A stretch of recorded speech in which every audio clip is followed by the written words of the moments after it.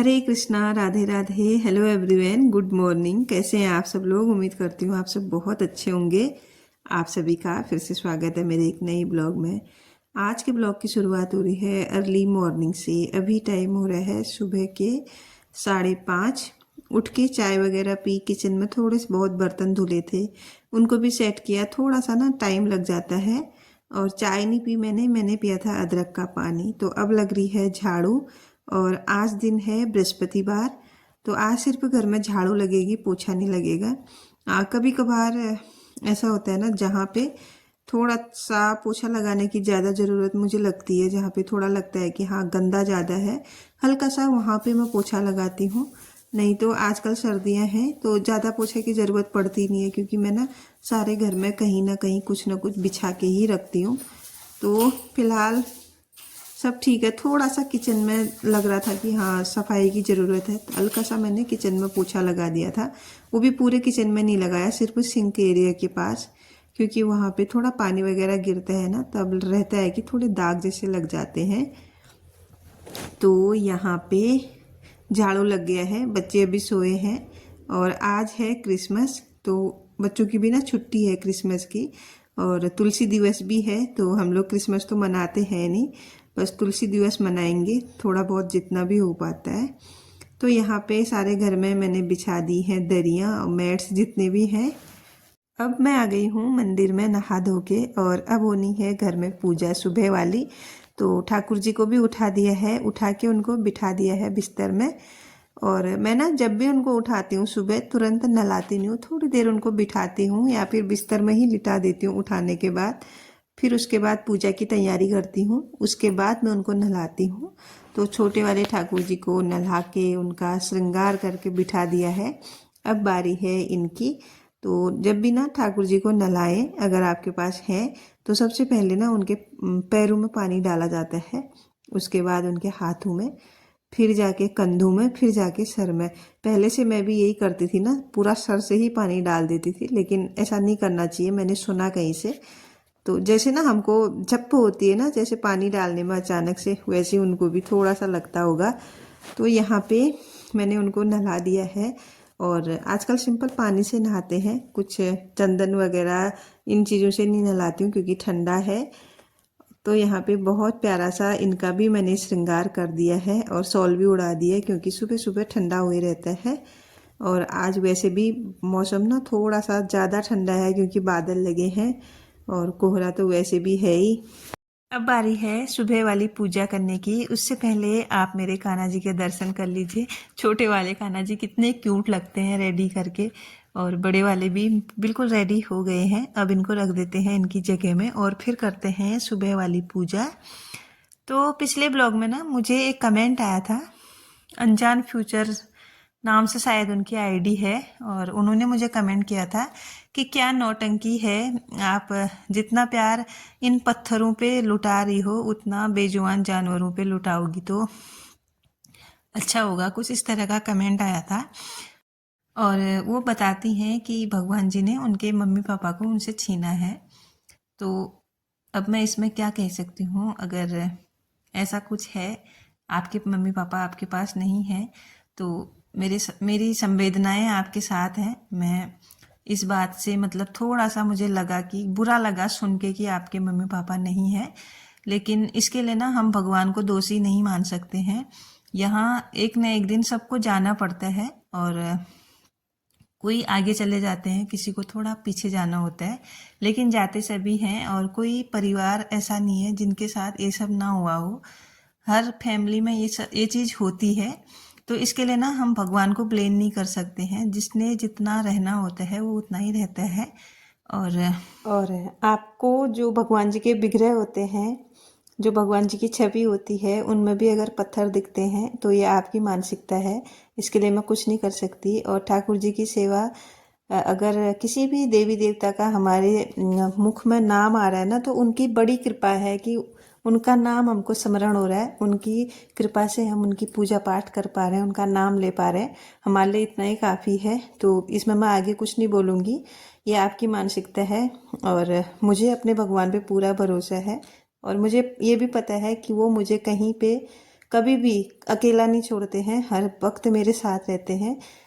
और आप बोल रहे थे कि बेजुबान जानवरों की सेवा करनी चाहिए, तो बिल्कुल आप ये सही बोल रहे थे कि बेजुबान जानवरों की भी सेवा करनी चाहिए। बिल्कुल हम करते हैं, ऐसा कुछ नहीं है, उनसे हमारी कोई दुश्मनी नहीं है। वो भी अगर आप कहती हैं ना कि आप बेजुबानों की सेवा करती हैं, तो वो बेजुबान भी भगवान ने ही बनाए हैं, उनमें भी भगवान का ही स्वरूप होता है। अगर आप बेजुबानों की सेवा करती हैं तो बहुत अच्छी बात है। कुछ दोस्तों के यहाँ पे कमेंट आए थे जिनके प्यारे प्यारे से नाम मैं यहाँ पे लूँगी। सबसे पहले सारिका ब्लॉग, तो सारिका जी मुझसे कुछ पूछना चाह रही थी, कुछ पर्सनल है जो वो कमेंट में नहीं बता पा रही हैं। तो सारिका जी आप ना मुझे इंस्टाग्राम पे फॉलो कर लीजिएगा, वहाँ पे पूछ सकते हैं। मेरी आईडी अबाउट सेक्शन में मैंने ऐड कर रखी है, तो वहाँ से आप मुझे फॉलो करके पूछ सकते हैं। और इसके बाद भी कुछ कमेंट आए थे, नेहा पांडे, अंजलि वर्मा, सोनू उप्रेती, कविता उप्रेती और पूजा पंकज, इन सभी के कमेंट आए थे। Thank you so much everyone. आपका इतना सारा प्यार पाकर ना मुझे कभी कभी ऐसा लगता है ना मैं कितनी लकी हूँ जो आप लोग इतना सारा प्यार करते हैं।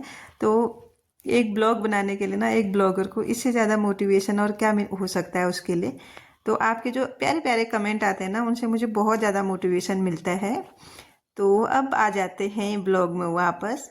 और आज तुलसी दिवस है, तो तुलसी जी की पूजा हो गई है, वो तो डेली होती है।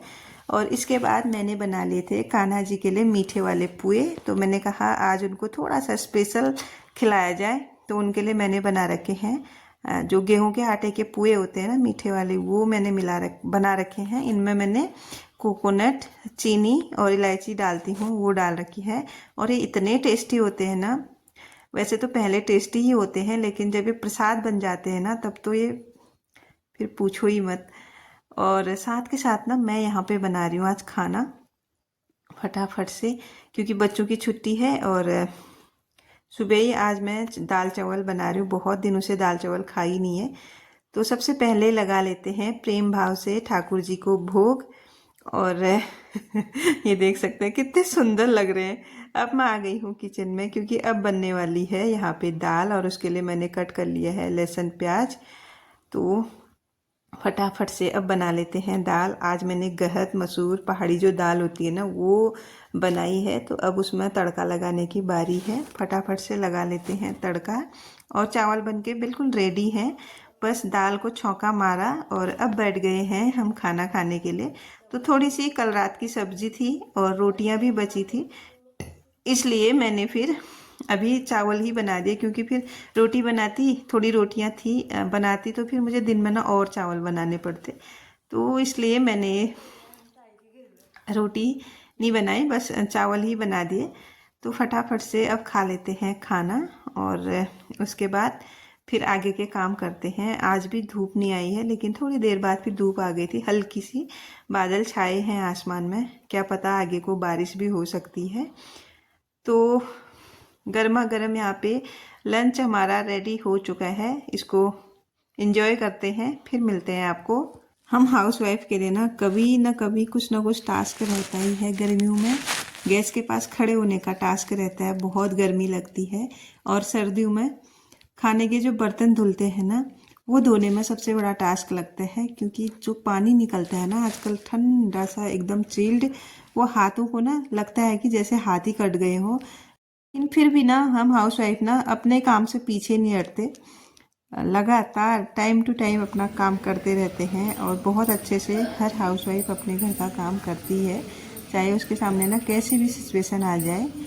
तो बातों बातों में मैं पहुंच गई हूँ छत में, और अभी थोड़ी सी धूप दिखनी स्टार्ट हो गई है। कल परसों में जितने भी कपड़े धुले थे ना मैंने मोंटी में डाल दिए थे, क्योंकि कल और परसों इतना घना कोहरा था और ऊपर से ना टपक भी रहा था, तो मौसम बहुत ज़्यादा नमी थी मौसम में, इस वजह से मैंने बाहर कपड़े नहीं डाले। अभी थोड़ा बहुत कोहरा तो नहीं है, लेकिन बादल है, फिर भी अगर हवा चली तो थोड़ा सूख ही जाएंगे धूप के साथ साथ। और अगर कोहरा होता है ना कपड़े बाहर डालने का कोई फ़ायदा नहीं, फिर वो ज़्यादा ही भीग जाते हैं, ज़्यादा ही गीले हो जाते हैं, ऊपर से उनका कलर भी फेड होने लगता है। बहुत से लोग ना रात को ऐसे कपड़े छोड़ देते हैं, या फिर बहुत से लोग ना कोहरे में कपड़े डाल देते हैं। तो कोहरे में ना कपड़े डालने से बचना चाहिए, क्योंकि कोहरा भी कपड़ों को ख़राब ही करता है। और छत का काम हो गया है। मेरे कान्हा जी भी आ गए हैं बाहर धूप में बैठने के लिए, बच्चे भी आ गए हैं और पूर्वी यहाँ पे नमक के साथ किन्नू खा रही है। और आरुष और मैं तो कुछ नहीं खाएंगे क्योंकि मुझे किन्नू बिल्कुल भी पसंद नहीं है।